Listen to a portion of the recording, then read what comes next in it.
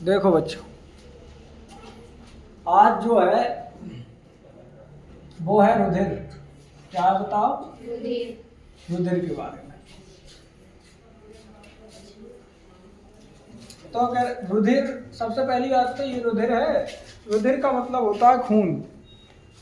शरीर के अंदर जो खून होता है उसे कहते हैं रुधिर।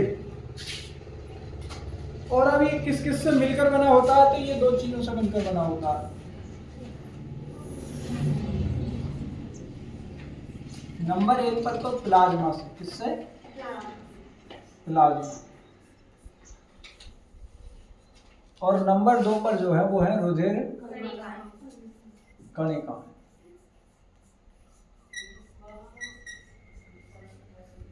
रुधिर कणिका है। अब प्लाज्मा जो होता है वो प्लाज्मा अकेला ही है, बस खुद उसका नाम प्लाज्मा। लेकिन रुधिर कणिकाओं के 3 भाग होते हैं। रुधिर कणिकाएं भी जो होती हैं वो 3 चीजों से मिलकर बनी होती है। नंबर 1 जो होती है वो होती है श्वेत रक्त कणिकाएं। श्वेत रक्त कणिका।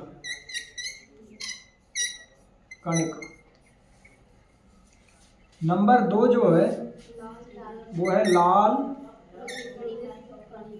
रुधिर कणिका। और नंबर 3 जो है वो होती है प्लेटलेट्स।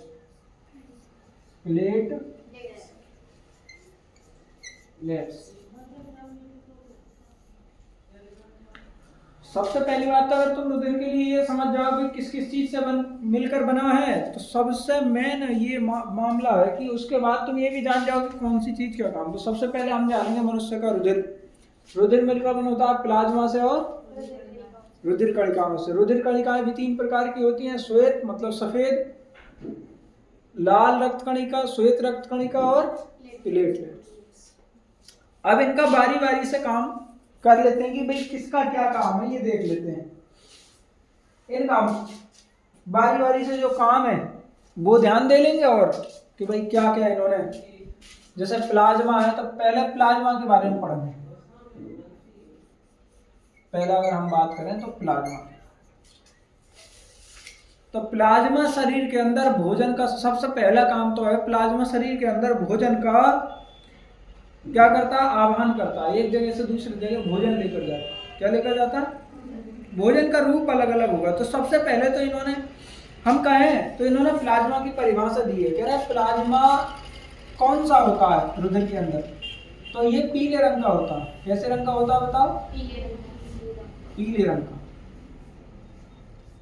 पीले रंग का चिपचिपा द्रव,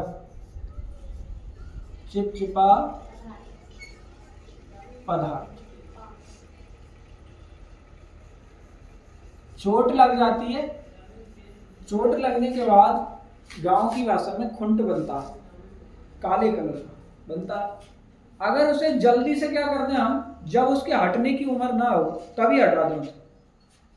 मतलब एक तो उसके छुटने का टाइम आ जाता है तो छुटा देते हैं तो अंदर खाल आ जाती है, लेकिन उस टाइम से पहले ही छुटा देना तो फिर चोट में से खून नहीं निकलता, पीले रंग का पदार्थ निकलता। वो पीले रंग का पदार्थ क्या होता है? प्लाज्मा होता है। क्या होता है? प्लाज्मा होता है। और प्लाज्मा खून का लगभग रुधिर का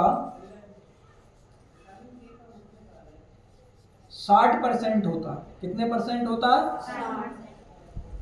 60%। ये सब बातें लिखने की हैं।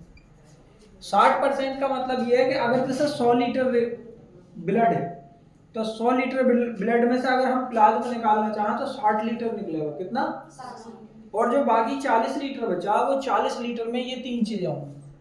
समझ रहे हो?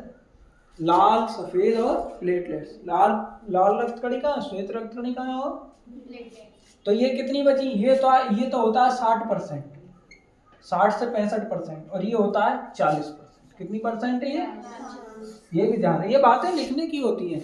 जैसे अगर हम रुधिर कणिकाओं की जो परिभाषा देंगे तो वहां पे लिखेंगे कि ये खून में 40% होती है इनकी मात्रा। कितनी होती है? इनकी उम्र वगैरह भी लिखते हैं। इसकी तो कोई उम्र नहीं होती। प्लाज्मा तो ऐसा होता है कि प्लाज्मा निर्जीव पदार्थ मान लो, ये तो निकाल करके लैब में रख दिया जाता है, फिर बाद में किसी दूसरे व्यक्ति को जरूरत हो तो उसे चढ़ा दिया जाता है। अच्छा, प्लाज्मा में रुधिर का तो ये कितने परसेंट भाग है? 60%। और जल कितने परसेंट होता है? तो प्लाज्मा में जल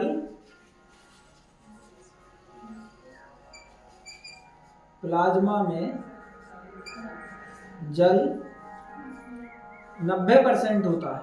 कितने परसेंट? 90% होता है। मतलब अगर हम प्लाज्मा की बात करें तो इसमें 90% जल होता है। वो पीले कलर का जल के तरह ही होता है, तो उसमें जल की मात्रा होती है कितने परसेंट? 90%। और जो शेष 10% बचे, शेष 10% कार्बनिक,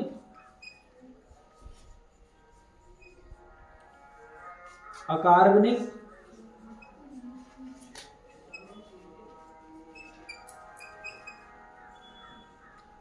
जटिल पदार्थ,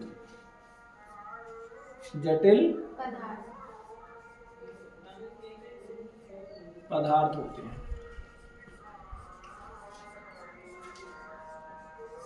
मतलब अगर कोई कहने लगे कि प्लाज्मा है जो ये किससे मिलकर बना होता है, तो कह देंगे इसमें जल होता है 90%।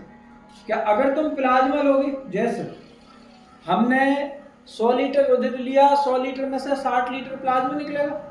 फिर प्लाज्मा हमने दो जगह से निकाल लिया, मानो एक जगह से 60 लीटर, एक जगह से 40 लीटर और ले लिया, तो प्लाज्मा कर लिया हमने 100 लीटर। कितना कर लिया? 100 लीटर। तो 100 लीटर प्लाज्मा में 90 लीटर तो पानी होगा। क्या होगा? पानी। और 10 लीटर क्या होगा बता? कार्बनिक पदार्थ, अकार्बनिक पदार्थ और शेष जल। मतलब जो खाने पीने के पदार्थ होते हैं, जैसा हम खाना खाते हैं, खाना जो हमारी खाने की एनर्जी है ना, वो हमारे शरीर में जाती होगी पूरे में, तो वो जाती है ना, तो वो इस प्लाज्मा के थ्रू ही जाती है। किसके थ्रू जाती है? प्लाज्मा के थ्रू। फिर और इसके बारे में, अकार्बनिक पदार्थ होते हैं और ये मिलकर बना होता है क्लोराइड से, फास्फेट से, कई तरीके के पदार्थ होते हैं। जैसे इन्होंने दिया है ना, कह रहे हैं ये बाइकार्बोनेटों, फास्फेटों और सल्फेटों, आयोडाइड आदि लवणों का बना होता है और ये आयंस के रूप में रहता है। ये किसके रूप में रहता है बताओ? आयंस के रूप में। इतनी बात लिख लेते हैं भाई। हाँ, यह आयंस, आयन के रूप में रहता है। रहता किसके रूप में रहता है? आयन। इसके बाद चलते हैं, अब इन पर आते हैं। इतना हो गया ये प्लाज्मा, ये तो हो गया प्लाज्मा। इसके बाद आते हैं रुधिर कणिकाओं पर। अच्छा, इसमें दिखाई नहीं दे रही अभी बच्चा पार्टी।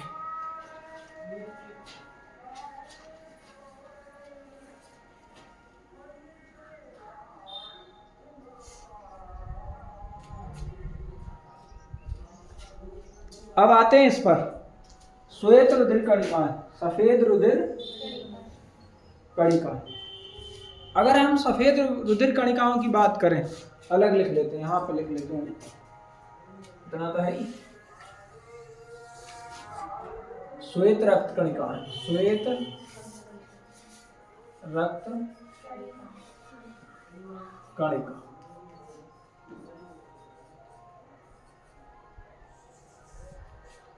तो श्वेत रक्त कणिका जो है ना, हमारे शरीर में कहीं चोट लग जा तो चोट को ठीक करने के काम आती है। किसके काम आती है बताओ?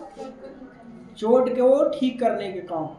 मतलब ये प्रतिरक्षा तंत्र मजबूत करती है। जैसा हमारे जैसे ही चोट लग जाती है ना, तो चोट के चारों तरफ पूरे शरीर में से ये श्वेत रक्त कणिकाएं जितनी भी होती हैं, उस चोट के पास आने की कोशिश करती हैं। और जब तक वो चोट ठीक नहीं हो जाती, तब तक उस चोट के चारों तरफ आकर के ही लग जाती है। मतलब ये डॉक्टर की तरह काम करती है। तभी तुमने देखा, जहाँ चोट लग जाएगी वहाँ पे मवाद बन जाती है।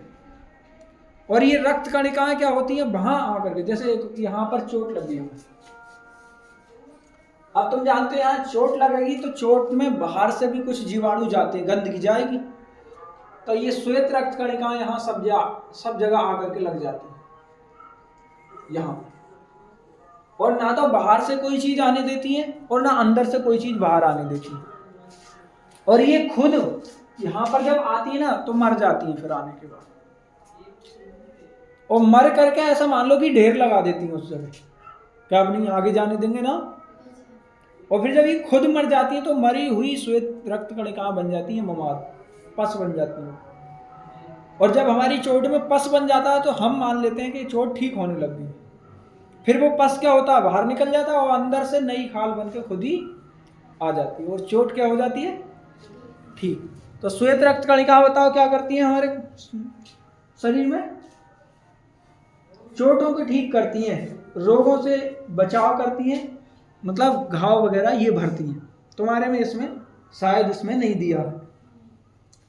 फिर हम करते हैं बाद में थोड़ी, जब इनके बारे में स्पेशल नहीं दिया है ना तो मैं थोड़ी थोड़ी बात बताता हूँ। लाल रक्त कणिकाएं, अब आई लाल रक्त कणिकाएं। तो लाल रक्त कणिकाओं का जो मतलब है, लाल रक्त कणिकाओं का काम सीधा है कि लाल रक्त कणिकाओं में आयरन होता है। क्या होता है, आयरन। जो हीमोग्लोबिन होता है ना, हीमोग्लोबिन, ऐसा मान लो कि वो आयरन का ही कॉम्बिनेशन होता है। ये आयरन जो होता है, इस आयरन से ऑक्सीजन क्रिया कर करके ऑक्सीजन जुड़ जाती है इसके साथ।